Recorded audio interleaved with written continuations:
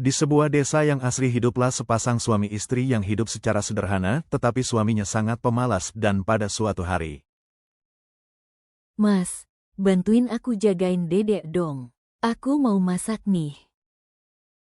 Apa pula jagain dedek, aku mau nonton nih, capek pulang kerja. Kau jagain ajalah sendiri.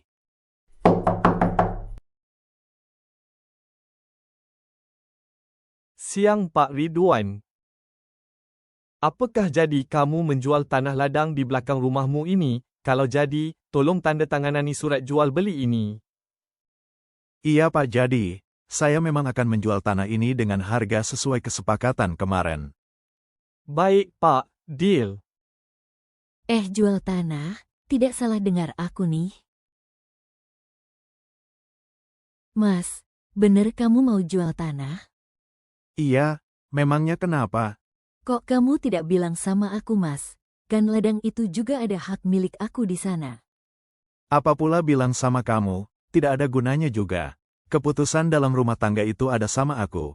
Kamu cukup kerjakan apa yang seharusnya kamu kerjakan seperti memasak, nyuci baju, urus anak. Tega kamu, Mas. Padahal tanah itu hak kita berdua. Tanah itu bukan cuma milik kita, tapi sumber kehidupan. Tapi kenapa perempuan selalu dianggap tak punya suara? Assalamualaikum warahmatullahi wabarakatuh.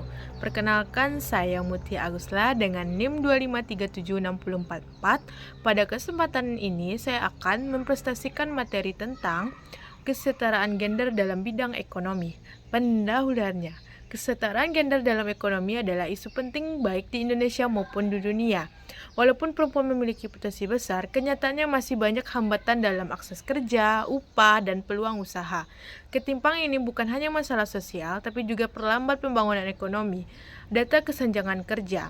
Berdasarkan data BPS, tingkat partisipasi angkatan kerja perempuan tahun 2024 hanya sekitar 53%, sedangkan laki-laki mencapai 82%. Ini menunjukkan adanya kesenjangan besar. Selain itu, banyak perempuan bekerja di sektor informal tanpa perlindungan hukum dan masih ada stereotip gender yang membatasi pilihan karir perempuan.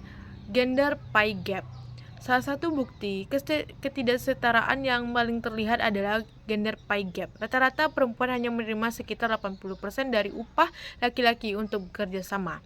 Penyebabnya bukan hanya diskriminasi langsung, tetapi juga karena perempuan banyak bekerja di sektor yang digaji rendah dan sering mengalami jeda karir, misalnya setelah menikah atau melahirkan. Beban ganda. Perempuan juga menghadapi beban ganda yang itu bekerja di ranah publik sekaligus tetap memikul tanggung jawab domestik seperti mengurus anak, rumah. Beban ini membuat perempuan sulit fokus pada karir atau mengembangkan kemampuan. Karena itu, kebijakan seperti fasilitas penitipan anak atau jam kerja fleksibel sangat penting. Akses modal dan teknologi. Dalam berwirausaha, perempuan masih kesulitan mendapatkan modal atau akses teknologi.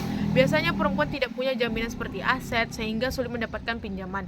Padahal, jika diberikan kredit mikro, pelatihan digital, dan pembinaan usaha, perempuan bisa memperluas usaha dan meningkatkan ekonomi keluarga. Kaitannya dengan SDGs. Kesetaraan gender termasuk dalam SDGs 5, tapi dampaknya juga berhubungan dengan pengurangan kemiskinan SDGs 1 dan pertumbuhan ekonomi SDGs 8. Ketika perempuan mempunyai kesempatan yang sama, produktivitas negara meningkat dan kualitas hidup keluarga juga membaik. Tantangan implementasi. Meskipun kebijakan pemerintah sudah ada, pelaksanaannya masih terkendala anggaran, kurang koordinasi, dan budaya masyarakat yang masih bisa gender. Jadi bukan hanya membuat kebijakan, tapi perlu perubahan sosial dan dukung dari berbagai. Selanjutnya, upaya yang dibutuhkan.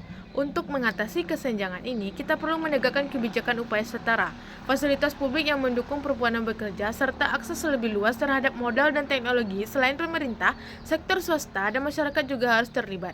Kesimpulannya, jadi secara keseluruhan kesetaraan gender adalah kunci pembangunan ekonomi yang berkelanjutan.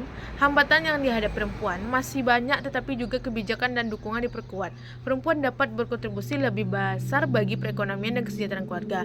Sekian presentasi dari saya, terima kasih.